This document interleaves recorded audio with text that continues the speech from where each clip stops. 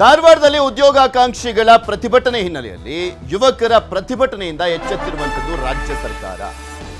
ಧಾರವಾಡದಲ್ಲಿ ಉದ್ಯೋಗಾಕಾಂಕ್ಷಿಗಳು ದೊಡ್ಡ ಮಟ್ಟದಲ್ಲಿ ಪ್ರತಿಭಟನೆಯನ್ನು ಮಾಡಿದ್ರು. ರಾಜ್ಯ ಸರ್ಕಾರದ ವಿರುದ್ಧ ಆಕ್ರೋಶವನ್ನು ವ್ಯಕ್ತಪಡಿಸಿದ್ರು. ರಾಜ್ಯ ಸರ್ಕಾರ ಎಚ್ಚೆತ್ತುಕೊಂಡಿದೆ. ನೇಮಕಾತಿ ಸಮಸ್ಯೆಗಳ ಬಗ್ಗೆ ಸಿಎಂ ಸುದೀರ್ಘ ಚರ್ಚೆಯನ್ನ ಮಾಡ್ತಾ ಇದ್ದಾರೆ. ಇಲ್ಲಿ ಪ್ರಮುಖವಾಗಿ ಒಳ ಮೀಸಲಾತಿ ಗೊಂದಲದಿಂದಲೂ ಕೂಡ ನೇಮಕಾತಿಗೆ ಅಡ್ಡಿಯಾಗಿರುವಂಥದ್ದು. ಇದೇ ಕಾರಣಕ್ಕೆ ಸಿಎಂ ನಿವಾಸದಲ್ಲಿ ಮಹತ್ವದ ಮೀಟಿಂಗ್ ಅನ್ನ ಕರೆಯಲಾಗಿದೆ. ದಲಿತ ಸಚಿವರ ಜೊತೆ ಸಿಎಂ ಸಿದ್ದರಾಮಯ್ಯನವರು ಮೀಟಿಂಗ್ ಅನ್ನ ಮಾಡ್ತಾ ಇದ್ದಾರೆ. ಸಿಎಂ ನಿವಾಸಕ್ಕೆ ಆಗಮಿಸಿರುವಂಥದ್ದು ಗೃಹ ಸಚಿವ ಪರಮೇಶ್ವರ್, ಸಮಾಜ ಕಲ್ಯಾಣ ಇಲಾಖೆ ಸಚಿವ ಮಹದೇವಪ್ಪ, ಕನ್ನಡ ಮತ್ತು ಸಂಸ್ಕೃತಿ ಇಲಾಖೆ ಸಚಿವ ಶಿವರಾಜ್ ತಂಗಡಗಿ, ಕೆಎಚ್ ಮುನಿಯಪ್ಪ ಭಾಗಿಯಾಗಿದ್ದಾರೆ. ನೇಮಕಾತಿ ಗೊಂದಲದ ಬಗ್ಗೆ ಸಿಎಂ ಜೊತೆ ಚರ್ಚೆಯನ್ನ ಮಾಡ್ತಾ ಇದ್ದಾರೆ. ಇಂದು ಸಂಜೆ ಕ್ಯಾಬಿನೆಟ್ನಲ್ಲೂ ಕೂಡ ಇದೇ ವಿಚಾರವಾಗಿ ಚರ್ಚೆಯನ್ನ ಮಾಡಲಿದ್ದಾರೆ ಸಿಎಂ ಸಿದ್ದರಾಮಯ್ಯ ಅಂತ ಹೇಳಲಾಗ್ತಾ ಇದೆ. ನೇಮಕಾತಿ ಗೊಂದಲದ ವಿಚಾರಕ್ಕೆ ಸಂಬಂಧಪಟ್ಟಂತೆ ಸಾಕಷ್ಟು ಆಕ್ರೋಶ ವ್ಯಕ್ತವಾಗ್ತಾ ಇತ್ತು. ಬೀದಿಗಿಳಿದಿದ್ರು. ಧಾರವಾಡದಲ್ಲಿ ಸಾವಿರಾರು ಸಂಖ್ಯೆಯಲ್ಲಿ ವಿದ್ಯಾರ್ಥಿಗಳು ನೇಮಕಾತಿ ಆಗಬೇಕು ಅನ್ನುವಂಥ ನಿಟ್ಟಿನಲ್ಲಿ ಹೋರಾಟವನ್ನ ಮಾಡಿದರು. ಅವತ್ತೇ ಮುಖ್ಯಮಂತ್ರಿಗಳು ಪ್ರತಿಕ್ರಿಯೆಯನ್ನ ಕೊಟ್ಟಿದ್ರು. ಗಂಭೀರವಾಗಿ ಪರಿಗಣಿಸಿದ್ದೇವೆ, ಇದನ್ನ ನೇಮಕಾತಿ ಪ್ರಕ್ರಿಯೆ ಆರಂಭ ಆಗುತ್ತೆ. ಸುಮಾರು 50,000ದಿಂದ 1,00,000ದವರೆಗೂ ನೇಮಕಾತಿ ಪ್ರಕ್ರಿಯೆ ಆಗುವಂಥ ಚಾನ್ಸಸ್ ಇದೆ ಅನ್ನುವಂಥ ರೀತಿಯಲ್ಲಿ ಮಾತನಾಡಿದರು. ಸೊ ಆ ಒಂದು ನಿಟ್ಟಿನಲ್ಲಿ ಈಗ ದಲಿತ ಸಚಿವರುಗಳ ಜೊತೆ ಸಭೆ ಆಗ್ತಾ ಇದೆ. ಮೀಸಲಾತಿ ವಿಚಾರಕ್ಕೆ ಸಂಬಂಧಪಟ್ಟಂತೆ ಕೂಡ ನೇಮಕಾತಿಗೆ ಅಡ್ಡಿಯಾಗಿರೋದು. ಉದ್ಯೋಗ ಕೊಡೋದು ರಾಜ್ಯ ಸರ್ಕಾರದ ಜವಾಬ್ದಾರಿ, ಕೇಂದ್ರ ಕೊಟ್ರೆ ನಾವು ಕೊಡ್ತೀವಿ ಅಂತ ಹೇಳಬಾರ್ದು. ರಾಜ್ಯ ಸರ್ಕಾರದ ವಿರುದ್ಧ HDK ಆಕ್ರೋಶ. ಹಂಗೇನು ಹೇಳಿಲ್ಲ. CM ಆಗಲಿ DCM ಆಗಲಿ, ಕೇಂದ್ರ ಕೊಟ್ರೆ ಮಾತ್ರ ನಾವು ಕೊಡ್ತೀವಿ, ಇಲ್ಲಾಂದ್ರೆ ಏನು ಕೊಡಲ್ಲ ಅಂತೆಲ್ಲ ಹೇಳಿಲ್ಲ. ಕುಮಾರಸ್ವಾಮಿ ಅವರ ಆಕ್ರೋಶ. ಕುರ್ಚಿ ಕಿತ್ತಾಟದಲ್ಲಿ 2.5 ವರ್ಷ ವ್ಯರ್ಥವಾಗಿದೆ. ಅಧಿಕಾರ ಹಂಚಿಕೆ ವಿಚಾರ ಈಗಲಾದರೂ ಸರಿಪಡಿಸಿಕೊಳ್ಳಲಿ. ರಾಜ್ಯ ಸರ್ಕಾರದ ವಿರುದ್ಧ ಅಸಮಾಧಾನವನ್ನು ಹೊರಹಾಕಿದ್ದಾರೆ ಕುಮಾರಸ್ವಾಮಿ ಅವರು. ಸಿಬ್ಬಂದಿಗಳ ಕೊರತೆ ಇರ್ತಕ್ಕಂಥದ್ದನ್ನು ನೀವು ಪ್ರತಿನಿತ್ಯ ತೋರಿಸ್ತಾ ಇರ್ತೀರಿ. ಈ ಸರ್ಕಾರದಲ್ಲಿ ಸುಮಾರು 2.5 ಲಕ್ಷಕ್ಕೂ ಹೆಚ್ಚಿನ ಒಂದು ಸರ್ಕಾರಿ ಉದ್ಯೋಗಗಳ ಖಾಲಿ ಇದ್ದರು. ಬೇರೆ ಬೇರೆ ಸಬಬುಗಳನ್ನು ಹೇಳಿ ಮುಂದಕ್ಕೆ ತಳ್ತಾ ಇದ್ದಾರೆ. ಈಗ ಕ್ಯಾಬಿನೆಟ್ನಲ್ಲಿ ತೀರ್ಮಾನ ತಗೋತೀವಿ ಅಂತ ಈಗೇನೋ ಹೇಳ್ತಾ ಇದ್ದಾರೆ. ಅದು ಎಷ್ಟರ ಮಟ್ಟಿಗೆ ಅದನ್ನು ಅನುಷ್ಠಾನಕ್ಕೆ ತರ್ತಾರೆ ನನಗಂತೂ ಗೊತ್ತಿಲ್ಲ. ನೋಡೋಣ ಏನು ಮಾಡ್ತಾರೆ ಅಂತ ಹೇಳಿ. ಆದರೆ ಒಂದು ಸರ್ಕಾರದ ಜವಾಬ್ದಾರಿ ಉದ್ಯೋಗವನ್ನು ಕೊಡ್ತಕ್ಕಂಥದ್ದು. ಅವ್ರು ಹೇಳ್ಬೋದು ಕೇಂದ್ರ ಸರ್ಕಾರದಲ್ಲೂ ಹೇಳಿದರು, ಅವರೇನು ಕೊಟ್ರ ಅಂತೇಳಿ. ಇಲ್ಲಿ ಪ್ರಶ್ನೆ, ಇದಕ್ಕೆ ಉತ್ತರ ಅವ್ರು ಕೊಡಲಿಲ್ಲ ನಾವು ಕೊಡಲ್ಲ ಅನ್ನೋದಲ್ಲ. ಇವತ್ತು ಚುನಾವಣೆ ಸಂದರ್ಭದಲ್ಲಿ ಇವರು ಏನೇನು ಜನಗಳಿಗೆ ಮಾತು ಕೊಟ್ಟಿದ್ದಾರೆ, ಅದರಲ್ಲೂ ವಿಶೇಷವಾಗಿ ಯುವಕರಿಗೆ ಉದ್ಯೋಗ ಕೊಡ್ತಕ್ಕಂಥದ್ದು ಸರ್ಕಾರದ ಜವಾಬ್ದಾರಿ ಇದೆ. ಅದರಲ್ಲೂ ಸಹ ಕಳೆದ 2.5 ವರ್ಷ ಕುರ್ಚಿಯ ಒಂದು ಹಂಚಿಕೆ ವಿಷಯದಲ್ಲಿ ಸಮಯವನ್ನು ಏನು ವ್ಯರ್ಥ ಮಾಡ್ಕೊಂಡಿದ್ದಾರೆ.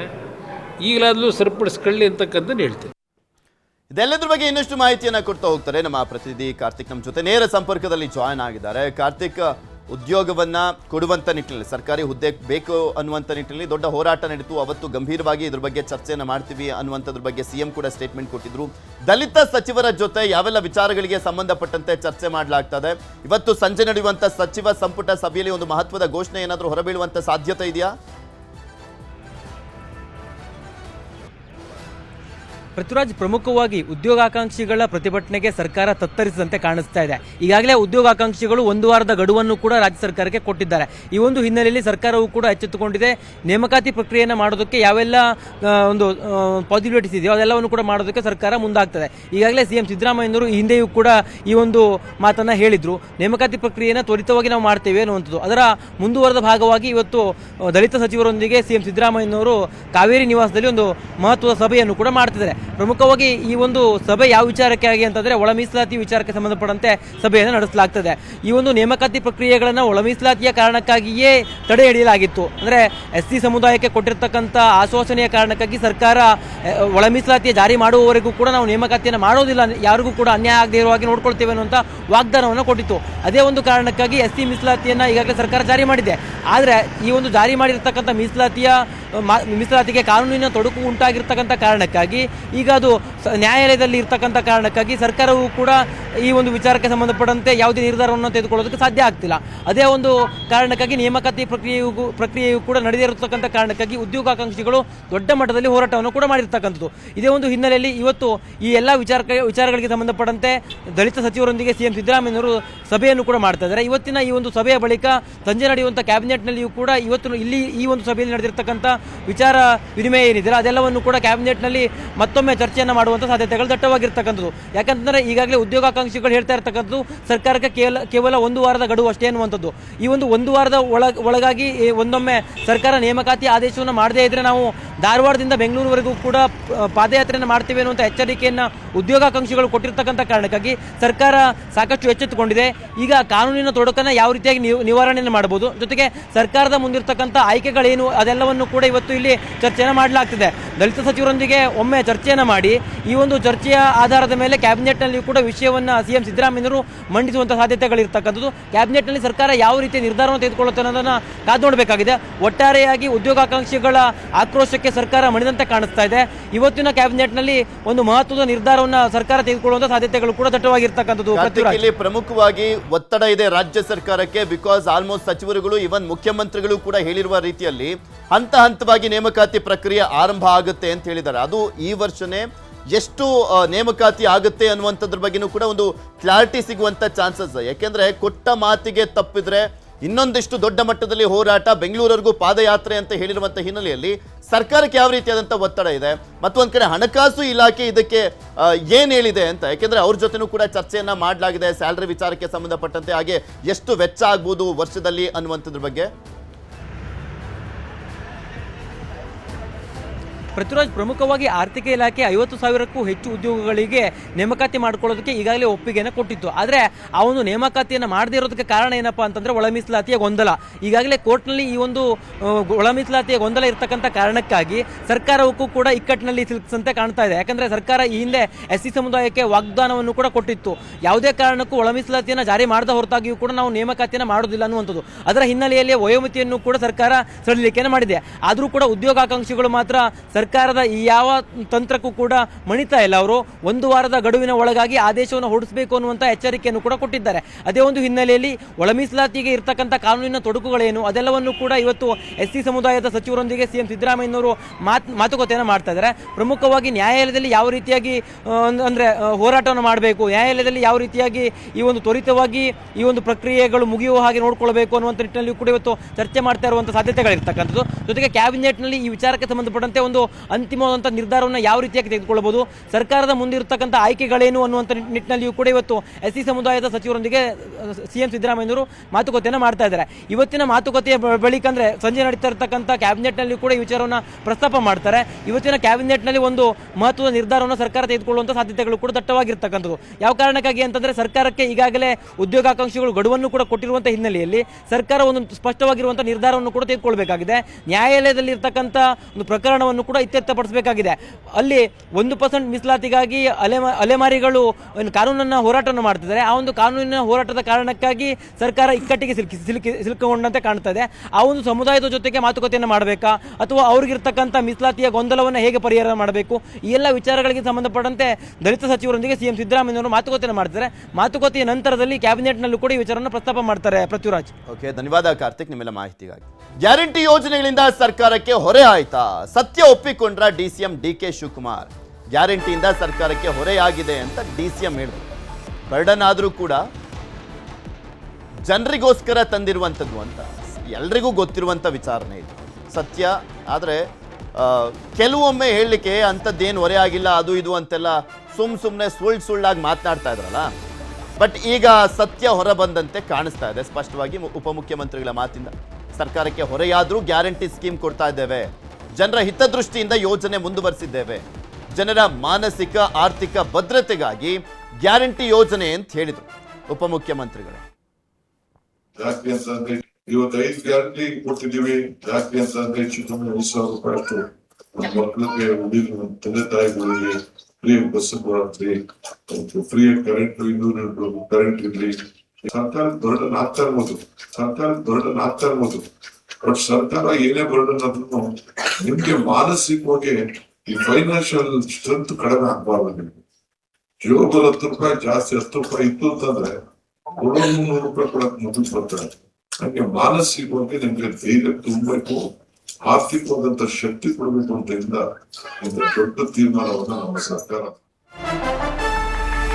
ಗ್ಯಾರಂಟಿ ಯೋಜನೆ ಬಗ್ಗೆ ಡಿಕೆಶಿ ಹೇಳಿಕೆ ವಿಚಾರ. ಗ್ಯಾರಂಟಿಗೆ ವರ್ಷಕ್ಕೆ 52,000 ಕೋಟಿ ಬೇಕು. ಗ್ಯಾರಂಟಿಗಾಗಿ ವರ್ಷಕ್ಕೆ 52,000 ಕೋಟಿ ಬೇಕು. ಅದನ್ನ ಬರ್ಡನ್ ಅಂತ ಹೇಳಿರಬಹುದು ಅಷ್ಟೇ. ಸಿಎಂ ಡಿಕೆ ಶಿವಕುಮಾರ್ ಹೇಳಿಕೆಗೆ ಸಿಎಂ ಸಿದ್ದರಾಮಯ್ಯ ಅವರ ಸ್ಪಷ್ಟನೆ. ನಾವು ಗ್ಯಾರಂಟಿಗಳಿಗೆ ಅನುದಾನ ನಿಲ್ಲಿಸಿಲ್ಲ, ಗ್ಯಾರಂಟಿ ಯೋಜನೆಗೆ ಹಣ ಮೀಸಲಿಟ್ಟಿದ್ದೇವೆ ಅಂತ ಹೇಳಿದ್ದಾರೆ ಮುಖ್ಯಮಂತ್ರಿಗಳು. ಕ್ಲಾರಿಟಿ ಕೊಡೋ ಕೆಲಸ ಮಾಡಿದ್ದಾರೆ. ಆದರೂ ಕೂಡ ಗ್ಯಾರಂಟಿ ಯೋಜನೆಗಳನ್ನು ಮುಂದುವರಿಸ್ತಾ ಇದ್ದೇವೆ ಅಂತ ಡಿಸಿಎಂ ಒಂದು ಸಾಂದರ್ಭಿಕವಾಗಿ ಒಂದು ಮಾತು ಹೇಳಿದ್ರು. ಬರ್ಡನ್ ಅಂತಂದರೆ ವರ್ಷಕ್ಕೆ 52,000 ಕೋಟಿಗಿಂತ ಜಾಸ್ತಿ ಆಗ್ತದೆ. ಅದು ಬರ್ಡನ್ ಅಂತ ಹೇಳಿರಬೇಕು.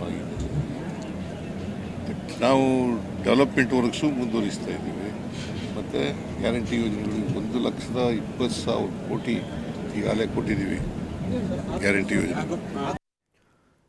ಗ್ಯಾರಂಟಿ ಯೋಜನೆ ಹೊರೆ ಆಗ್ತಾ ಇದೆ ಎಂಬ ಡಿಕೆಶಿ ಹೇಳಿಕೆಗೆ ಕಾಂಗ್ರೆಸ್ ನಾಯಕರು ಪ್ರತಿಕ್ರಿಯೆಯನ್ನ ಕೊಟ್ಟಿದ್ದಾರೆ. ಯಾರು ಏನ್ ಮಾತನಾಡಿದ ನೋಡೋಣ. ಸ್ವಾಭಾವಿಕವಾಗಿ ನೋಡಿ, ಒಂದು ಗ್ಯಾರಂಟಿಯ ಹೊರೆ ಅನ್ನೋದಕ್ಕಿಂತ ಅದು ಒಂದು ಭಾಗ, ಅಭಿವೃದ್ಧಿಯ ಒಂದು ಭಾಗ. ನಾವು ಏನು ನಮ್ಮ ಅಭಿವೃದ್ಧಿ ತುಣುಸು ನಾವೇನು ಮಾಡ್ತೀವಿ ಅದರಲ್ಲಿ ಅರ್ಧ ಭಾಗ ಎಷ್ಟು ತುಣುಸು ನಾವು ಗ್ಯಾರಂಟಿಗೆ ಸುಮಾರು 60,000 ಕೋಟಿ ನಾವು ಹಣವನ್ನು ಕೊಡ್ತಾ ಇದ್ದೀವಿ. ಹೀಗಾಗಿ ಅದು ನಾವು ಚುನಾವಣೆಗಿಂತ ಪೂರ್ವದಲ್ಲಿ ತುಣುಸು ಜನರಿಗೆ ಕೊಟ್ಟಂಥ ಆಶ್ವಾಸನೆ ಇದೆ. ಇದು ಬಡವರ ಸಲುವಾಗಿ ಇರುವಂಥ ಯೋಜನೆಗಳು, ಪಾರ್ಟ್ ಆಫ್ ಡೆವಲಪ್ಮೆಂಟ್ ಸ್ಕೀಮ್ಸೇ ಇದ್ರೂ ಕೂಡ. ಹೀಗಾಗಿ ಯಾವ ಹೊರೆನೂ ಕೂಡ ಇದಾಗೋದಿಲ್ಲ. ಆ ಹೊರೆ ಇದ್ರೂ ಕೂಡ ಮುಖ್ಯಮಂತ್ರಿಗಳು ಅದನ್ನ ನಿಭಾಯಿಸ್ತಾರೆ. ಎರಡನ್ನೂ ಕೂಡ ಬ್ಯಾಲೆನ್ಸ್ ಮಾಡ್ತಾರೆ. ಸ್ವಾಭಾವಿಕವಾಗಿ ಬಿಡಬೇಕು. ಈಗ MP ಪಾಲ್ ತೊಗೊಂಡು ನಡೀತದ. DK ಶಿವಕುಮಾರ್ ಅವರು ನಮ್ಮ ಅಧ್ಯಕ್ಷರು. ಚುನಾವಣೆಗೆ ಹೋಗುವಾಗ ಮ್ಯಾನಿಫೆಸ್ಟೋನ ನಾವೆಲ್ಲರೂ ಸೇರಿ ತಯಾರು ಮಾಡಿದ್ವು. ನನ್ನನ್ನು ಅಧ್ಯಕ್ಷನಾಗಿ ಮಾಡಿದ್ರು ಮ್ಯಾನಿಫೆಸ್ಟೋ ಕಮಿಟಿಗೆ. ನಾನು ಕೊಟ್ಟ ಮೇಲೆ ಅಧ್ಯಕ್ಷರು ಅದನ್ನು ಬಿಡುಗಡೆ ಮಾಡಿದರು. ಎಲ್ಲ ಕಲೆಕ್ಟಿವ್ ಆಗಿ ನಾವೆಲ್ಲ ಜವಾಬ್ದಾರಿ ತಗೊಂಡೇನೆ ಈ ಮ್ಯಾನಿಫೆಸ್ಟೋ ನಲ್ಲಿ ಗ್ಯಾರಂಟಿಗಳನ್ನ ಪ್ರಕಟಣೆ ಮಾಡಿದ್ದೇವೆ. ಅವರಿಗೆ ಈಗ ಅನಿಸಿರ್ಬೋದು, ಅವರಿಗೆ ಅನೇಕ ವಿಷಯಗಳು ನಮಗೆ ಗೊತ್ತಿಲ್ಲದೆ ಇರೋದು ಅವ್ರಿಗೂ ಗೊತ್ತಿರುತ್ತೆ. ಹಾಗಾಗಿ ಹಂಗೆ ಅನಿಸಿರ್ಬೋದು ಅವರಿಗೆ. ಎಲ್ಲ ಅವರ ಅಭಿಪ್ರಾಯ ಹೇಳಿದ್ದಾರೆ, ನೋಡೋಣ, ಚರ್ಚೆ ಮಾಡ್ತೀವಿ. ಅವರು ಈಗ ಅಧ್ಯಕ್ಷರೇ ಇದ್ದಾರೆ. ಈಗಲೂ ಕೂಡ ಅವತ್ತು ಅಧ್ಯಕ್ಷರಿದ್ರು, ಇವತ್ತು ಅಧ್ಯಕ್ಷರಿದ್ದಾರೆ. ಈಗ ಇದನ್ನ ಸಾಲ್ವ್ ಯಾರು ಮಾಡಬೇಕು? ಮುಖ್ಯಮಂತ್ರಿಗಳು, ಅಧ್ಯಕ್ಷರು ಮತ್ತು ನಾವುಗಳು ಎಲ್ಲ ಸೇರಿ ಮಾಡಬೇಕಲ್ಲ. ಅದು ಏನು, ಅದು ಅಧ್ಯಕ್ಷರಾಗಿ ಉಪಮುಖ್ಯಮಂತ್ರಿಗಳಾಗಿ ಅವರೇನು ನಮಗೆ ಸೂಚನೆಗಳನ್ನು ಕೊಡ್ತಾರೆ, ಅದನ್ನ ಪರಿಗಣಿಸ್ತೇವೆ. ಗ್ಯಾರಂಟಿ ಯೋಜನೆಗಳು ಹೊರೆ ಅನ್ನೋದನ್ನ ನಾನು ಒಪ್ಪಲ್ಲ. ಆಡಳಿತ ಬಿಗಿ ಇದ್ರೆ ಗ್ಯಾರಂಟಿ ಕೊಟ್ಟು ಅಭಿವೃದ್ಧಿ ಮಾಡಬಹುದು. ಡಿಕೆಶಿ ಗ್ಯಾರಂಟಿ ಯೋಜನೆ ಹೇಳಿಕೆಗೆ HDK ತಿರುಗೇಟನ್ನ ಕೊಟ್ಟಿದ್ದಾರೆ. ಗ್ಯಾರಂಟಿ ಯೋಜನೆಗಳು ಹೊರೆ ಅನ್ನೋದನ್ನ ನಾನು ಒಪ್ಪಲ್ಲ ಅಂತ. ಈ ಸರ್ಕಾರ ಬಂದ ಮೇಲೆ ಖಜಾನೆಗಾಗಿ ತೆರಿಗೆ ಹೆಚ್ಚಿಸಿದ್ದಾರೆ. ಜನರ ತೆರಿಗೆ ಹಣ ಯೋಜನೆಗಳಿಗೆ ಬಳಕೆ ಆಗ್ತಾ ಇಲ್ಲ. ಡಿಕೆಶಿ ಗ್ಯಾರಂಟಿ ಯೋಜನೆ ಹೇಳಿಕೆಗೆ HDKಯ ತಿರುಗೇಟು. ಗ್ಯಾರಂಟಿಯ ಯೋಜನೆಗಳ ಬಗ್ಗೆ ಚರ್ಚೆ ಮಾಡಿದ್ದು ಹೊರತುಪಡಿಸಿ ಅವರಿಂದ ಮತ್ತಿನ್ಯಾವುದೇ ನಾಡಿನ ಅಭಿವೃದ್ಧಿಗೆ ಪೂರಕವಾದಂಥ ಕಾರ್ಯಕ್ರಮಗಳನ್ನು ನಾವು ಕಾಣಲಿಲ್ಲ. ಇಲ್ಲಿ ಇತ್ತೀಚಿನ ದಿನಗಳಲ್ಲಿ ಅವರ ಪಕ್ಷದಲ್ಲಿರ್ತಕ್ಕಂಥ ಕೆಲವು ಹಿರಿಯ ನಾಯಕರು, ದೇಶಪಾಂಡೆ ಅವರಿಂದ ಹಿಡಿದು ಈಗ ನಿನ್ನೆ ದಿನ ಉಪಮುಖ್ಯಮಂತ್ರಿಗಳು ಹೇಳಿದ್ದಾರೆ, ನಾವು ಗ್ಯಾರಂಟಿ ಸ್ಕೀಮ್ನಿಂದ ಹಲವಾರು ಯೋಜನೆಗಳನ್ನು ತರಲಿಕ್ಕಾಗ್ತಿಲ್ಲ, ಅದರ ಭಾರ ಏನು ಅನ್ನೋದು ಅರ್ಥ ಆಗ್ತಿದೆ ಅಂತಕ್ಕಂಥದ್ದನ್ನು ಹೇಳಿದ್ದಾರೆ. ನಾನು ಅದನ್ನು ಸಹ ಭಾರ ಇದೆ ಅಂತಕ್ಕಂಥದ್ದು ಹೇಳಲ್ಲ. ಸರ್ಕಾರದಲ್ಲಿ ಒಂದು ಆಡಳಿತದ ಬಿಗಿ ನಿಲುವಿದ್ದಿದ್ರೆ ಈ ಕಾರ್ಯಕ್ರಮಗಳನ್ನು ಕೊಟ್ಟು ಸಹ ಒಳ್ಳೆಯ ಕಾರ್ಯಕ್ರಮಗಳನ್ನು ಅಭಿವೃದ್ಧಿನ ಮಾಡಲಿಕ್ಕೆ ಅವಕಾಶಗಳಿದೆ. ಕರ್ನಾಟಕದಲ್ಲಿ ಈ ಸರ್ಕಾರ ಬಂದ ಮೇಲೆ ಯಾವ್ಯಾವ ಒಂದು ವಿಷಯಗಳಲ್ಲಿ ತೆರಿಗೆಯನ್ನು ಹೆಚ್ಚಿನ ರೀತಿಯಲ್ಲಿ ವಿಧಿಸ್ಕೊಂಬಂದಿದ್ದಾರೆ. ಸರ್ಕಾರದ ಖಜಾನೆ ತುಂಬಿಸ್ಲಿಕ್ಕೆ ಇದೇ ಜನತೆಯ ಮೇಲೆ ಯಾವ 5 ಗ್ಯಾರಂಟಿಯನ್ನು ಉಪಯೋಗ ಮಾಡ್ತಾ ಇದ್ದಾರೆ ಜನ, ಅದೇ ವರ್ಗದ ಜನರ ಮೇಲೇ ಹಲವಾರು ರೀತಿಯ ತೆರಿಗೆಗಳನ್ನು ಹಾಕಿ ಸರ್ಕಾರ ಮತ್ತೊಂದು ಕಡೆ ದೊಡ್ಡ ಮಟ್ಟದಲ್ಲಿ ಹಣ ಸಂಗ್ರಹ ಮಾಡಿದ್ದಾರೆ. ಇದೆಲ್ಲದ್ರ ಬಗ್ಗೆ ಇನ್ನಷ್ಟು ಮಾಹಿತಿಯನ್ನು ಕೊಡ್ತಾ ಹೋಗ್ತಾರೆ ನಮ್ಮ ಪ್ರತಿನಿಧಿ ಹೆಬ್ಬಾಕ ತಿಮ್ಮೇಗೌಡರು. ನಮ್ಮ ಜೊತೆ ನೇರ ಸಂಪರ್ಕದಲ್ಲಿ ಜಾಯ್ನ್ ಆಗಿದ್ದಾರೆ. ತಿಮ್ಮೇಗೌಡ್ರೆ, ಗ್ಯಾರಂಟಿ ಅನ್ನುವಂಥದ್ದು ಯಾವ ರೀತಿಯ ಹೊರೆ ಆಗಿರುವಂಥದ್ದು ಎಲ್ರಿಗೂ ಗೊತ್ತಿರುವಂಥ ವಿಚಾರಣೆ. ಆದರೆ ಆ ಸತ್ಯವನ್ನು ಒಪ್ಕೊಳ್ಳಿಕ್ಕೆ ಹಿಂದೆ ಮುಂದೆ ನೋಡ್ತಾ ಇದ್ರು. ಆದರೆ ಅದನ್ನು ಒಪ್ಕೊಂಡಿದ್ದಾರೆ ಡಿ ಕೆ ಶಿವಕುಮಾರ್. ಈ ವಿಚಾರ ಯಾವ ರೀತಿಯಾಗಿ ಚರ್ಚೆ ಆಗ್ತಾ ಇದೆ ಅಂತ. ಯಾವ ರೀತಿಯಾಗಿ ಅಂದರೆ as A first time CM D K Shivakumar ಅವರು ಇವು ಗ್ಯಾರಂಟಿಗಳ ಬಗ್ಗೆ ಒಂದು ರೀತಿ ಅಪಸ್ವರವನ್ನು ಎತ್ತಿರ್ತಕ್ಕಂಥದ್ದು. ಯಾಕಂತ ಹೇಳಿದ್ರೆ ಹೊರೆ ಆದರೂ ಕೂಡ ನಾವು ಜನರಿಗೆ ಆರ್ಥಿಕವಾಗಿ, ಸಾಮಾಜಿಕವಾಗಿ, ಮಾನಸಿಕವಾಗಿ ಶಕ್ತಿ ತುಂಬಬೇಕು ಅನ್ನುವಂಥ ಕಾರಣಕ್ಕೋಸ್ಕರವಾಗಿ ಗ್ಯಾರಂಟಿಗಳನ್ನ ಕೊಡ್ತಾ ಇದ್ದೀವಿ ಅನ್ನುವಂಥ ಒಂದು ಮಾತನ್ನು ನಿನ್ನೆ ಆರೋಗ್ಯ ಇಲಾಖೆ ಕಾರ್ಯಕ್ರಮದಲ್ಲಿ ಈ ಒಂದು ಮಾತನ್ನು ಹೇಳಿದರು. So CM D K Shivakumar ಅವರೇ ಈ ಒಂದು ಮಾತನ್ನು ಹೇಳಿರ್ತಕ್ಕಂಥ ಹಿನ್ನೆಲೆಯಲ್ಲಿ ಸಹಜವಾಗಿ ಇದು ವಿರೋಧ ಪಕ್ಷಗಳಿಗೆ ಒಂದು ರೀತಿ ಬ್ರಹ್ಮಾಸ್ತ್ರ, ಒಂದು ದೊಡ್ಡ ಮಟ್ಟದ ಆಹಾರ ಅಂದರೆ ತಪ್ಪಾಗಲಿಕ್ಕಿಲ್ಲ. ಸೊ ಹೀಗಾಗಿ ಈ ಒಂದು ಡಿ ಕೆ ಶಿವಕುಮಾರ್ ಹೇಳಿಕೆಯನ್ನೇ ಅಸ್ತ್ರವನ್ನಾಗಿ ಮಾಡಿಕೊಂಡಂಥ ಕೇಂದ್ರ ಸಚಿವ ಹಾಗೂ ಮಾಜಿ ಮುಖ್ಯಮಂತ್ರಿ HD ಕುಮಾರಸ್ವಾಮಿ ಅವರು ಡಿ ಕೆ ಶಿವಕುಮಾರ್ ಸೇರಿದಂತೆ ರಾಜ್ಯ ಸರ್ಕಾರದ ಮೇಲೆ ತೀವ್ರ ಹರಿಯಾಯ್ದಿರ್ತಕ್ಕಂಥದ್ದು. ನಾನು ಗ್ಯಾರಂಟಿಗಳು ಹೊರೆ ಆಗ್ತವೆ ಅನ್ನೋದನ್ನ ನಾನು ಒಪ್ಪೋದಿಲ್ಲ. ಯಾಕಂತ ಹೇಳಿದ್ರೆ ರಾಜ್ಯ ಸರ್ಕಾರದಲ್ಲಿ ಬಿಗಿ ನಿಲ್ವಿದ್ರೆ ಇದನ್ನು ನಿಭಾಯಿಸೋದೇನು ಕಷ್ಟ ಇಲ್ಲ. ಎಲ್ಲೋ ಒಂದು ಕಡೆಯಾಗಿ ರಾಜ್ಯ ಸರ್ಕಾರ ಇನ್ನಿಲ್ಲದ ತೆರಿಗೆಗಳನ್ನ ಏರೋದ್ರ ಮುಖಾಂತರ ತೆರಿಗೆಗಳಿಂದ ಸಂಗ್ರಹವಾದಂಥ ಹಣವನ್ನೇ ಜನಸಾಮಾನ್ಯರಿಗೆ ಕೊಡುವಂಥ ಒಂದು ಪ್ರಯತ್ನವನ್ನು ಮಾಡಿ ಆ ಮೂಲಕ ಗ್ಯಾರಂಟಿಗಳಿಂದ ಲಾಭವನ್ನು ಪಡೆಯೋದಕ್ಕೆ ಮುಂದಾಗಿದೆ ಅನ್ನುವಂಥ ಒಂದು ಆರೋಪವನ್ನು ಕೂಡ ಮಾಡಿರ್ತಕ್ಕಂಥದ್ದು. ಮತ್ತೊಂದು ಕಡೆಯಾಗಿ ಡಿ ಕೆ ಶಿವಕುಮಾರ್ ಅವರ ಹೇಳಿಕೆಗೆ ಪ್ರತಿಕ್ರಿಯೆ ಕೊಟ್ಟಿರ್ತಕ್ಕಂಥ ಮುಖ್ಯಮಂತ್ರಿ ಸಿದ್ದರಾಮಯ್ಯನವರು ಬರ್ಡನ್ ಅಂತ ಹೇಳೋಕ್ಕಾಗೋದಿಲ್ಲ, 54,000 ಕೋಟಿ ಬೇಕಾಗುತ್ತೆ, ನಾನು ನಿಭಾಯಿಸ್ತಾ ಇಲ್ವಾ ಅನ್ನುವಂಥ ಒಂದು ಮಾತನ್ನು ಹೇಳಿರ್ತಕ್ಕಂಥದ್ದು. ಇನ್ನು CM ಸಿದ್ದರಾಮಯ್ಯನವರ ಹೇಳಿಕೆಗೆ ದನಿಗೂಡಿಸಿರ್ತಕ್ಕಂಥ ಸಚಿವರುಗಳು ಕೂಡ MB ಪಾಟೀಲ್ ಆಗಿರ್ಬೋದು, ಗೃಹ ಸಚಿವ ಡಾಕ್ಟರ್ G ಪರಮೇಶ್ವರ್ ಆಗಿರ್ಬೋದು, ಇವರೆಲ್ಲರೂ ಕೂಡ ಗ್ಯಾರಂಟಿಗಳಿಂದ ಹೊರೆ ಆಗೋದಿಲ್ಲ ಅನ್ನುವಂಥ ಒಂದು ಮಾತನ್ನು ಹೇಳಿರ್ತಕ್ಕಂಥದ್ದು. ಎಸ್ಪೆಷಲಿ ಗೃಹ ಸಚಿವ ಡಾಕ್ಟರ್ G ಪರಮೇಶ್ವರ್ ಅವರು, ನಾನೇ ಈ ಒಂದು ಮ್ಯಾನಿಫೆಸ್ಟೋ ಕಮಿಟಿಯಲ್ಲಿ ನಾನೇ ಇದ್ದಿದ್ದು, ಈ ಒಂದು ಎಲ್ಲರ ಅಭಿಪ್ರಾಯವನ್ನು ಸಂಗ್ರಹ ಮಾಡಿ ಮತ್ತೊಂದು ಕಡೆಗೆ ಇದರ ಸಾಧಕ ಬಾಧಕಗಳನ್ನೇ ನೋಡಿಕೊಂಡೆ ನಾವು ಈ ಗ್ಯಾರಂಟಿಗಳನ್ನು ಜಾರಿಗೆ ತಂದಿರುವಂಥದ್ದು. ಮತ್ತೊಂದು ಕಡೆಯಾಗಿ ಇದು ಒಂದು ವೇಳೆ ಏನು ಹೊರೆ ಆಗಿದ್ರೂ ಕೂಡ ಮುಖ್ಯಮಂತ್ರಿಗಳು ಅದನ್ನು ಸಮರ್ಥವಾಗಿ ನಿಭಾಯಿಸ್ತಾ ಇದ್ದಾರೆ. ಮತ್ತೊಂದು ಕಡೆಯಾಗಿ ಏನಾದರೂ ಇದ್ರ ಬಗ್ಗೆ ಚೇಂಜಸ್ ಮಾಡಬೇಕು ಅಂದರೆ ಅದನ್ನು ಮುಖ್ಯಮಂತ್ರಿಗಳು ಮತ್ತು KPCC ಅಧ್ಯಕ್ಷರು ಇಬ್ಬರು ಕೂಡ ತೀರ್ಮಾನ ಮಾಡ್ತಾರೆ ಅನ್ನುವಂಥ ಒಂದು ಮಾತನ್ನು ಹೇಳಿರ್ತಕ್ಕಂಥದ್ದು. ಎಲ್ಲ ಒಂದು ಕಡೆಯಾಗಿ CM ಡಿ ಕೆ ಶಿವಕುಮಾರ್ ಅವರು ಗ್ಯಾರಂಟಿಗಳ ಬಗ್ಗೆ ಒಂದು ರೀತಿ ಹೆಚ್ಚಾಗಿ ಮಾತನಾಡ್ತಾ ಇದ್ರು. ಗ್ಯಾರಂಟಿಗಳ ಲಾಭವನ್ನು ಕೂಡ ಪಡ್ಕೊಂಡಿದ್ರು. ಎಲ್ಲ ಒಂದು ಕಡೆಗೆ ನನ್ನ ನೇತೃತ್ವದ ಸರ್ಕಾರ ಅಧಿಕಾರಕ್ಕೆ ಬಂದಿರತಕ್ಕಂಥ ಹಿನ್ನೆಲೆಯಲ್ಲಿ ಗ್ಯಾರಂಟಿಗಳನ್ನು ನಾನೇ ಕೊಟ್ಟಿದ್ದು ಅನ್ನುವಂಥ ಒಂದು ನಿಟ್ಟಲ್ಲಿಯೇ ಅವರು ಅಷ್ಟರ ಮಟ್ಟಿಗೆ ಪ್ರಚಾರವನ್ನು ಪಡ್ಕೊಂಡಿದ್ರು. ಆದರೆ ಆಸ್ ಎ ಫಸ್ಟ್ ಟೈಮ್ ನಿನ್ನೆ ಡಿ ಕೆ ಶಿವಕುಮಾರ್ ಅವರು ಈ ಒಂದು ಗ್ಯಾರಂಟಿಗಳಿಂದ ಹೊರೆ ಆಗ್ತಾ ಇದೆ ಅನ್ನುವಂಥ ಒಂದು ಮಾತನ್ನು ಹೇಳಿರ್ತಕ್ಕಂಥ ಹಿನ್ನೆಲೆಯಲ್ಲಿ ಸಹಜವಾಗಿ ಡಿ ಕೆ ಶಿವಕುಮಾರ್ ಅವರ ಹೇಳಿಕೆಯ ಬಗ್ಗೆಯೂ ಕೂಡ ಚರ್ಚೆ ಆಗ್ತಾ ಇದೆ. ಮತ್ತೊಂದು ಕಡೆಗೆ ವಿರೋಧ ಪಕ್ಷಗಳಿಗೂ ಕೂಡ ಇದೊಂದು ರೀತಿ ದೊಡ್ಡ ಬ್ರಹ್ಮಾಸ್ತ್ರವಾಗಿದೆ ಅಂದರೆ ತಪ್ಪಾಗ್ಲಿಕ್ಕಿಲ್ಲ. ಬಾಲಕಿ ಜೊತೆ ಅನುಚಿತ ವರ್ತನೆ, ಮಲ್ಲಿಕಾರ್ಜುನ ಮುತ್ಯಾಗೆ ಸಂಕಷ್ಟ. ಪೋಕ್ಸೋ ಕೇಸ್, ಅರೆಸ್ಟ್ ಆಗ್ತಾರ ಮುತ್ಯ ಸತ್ಯ.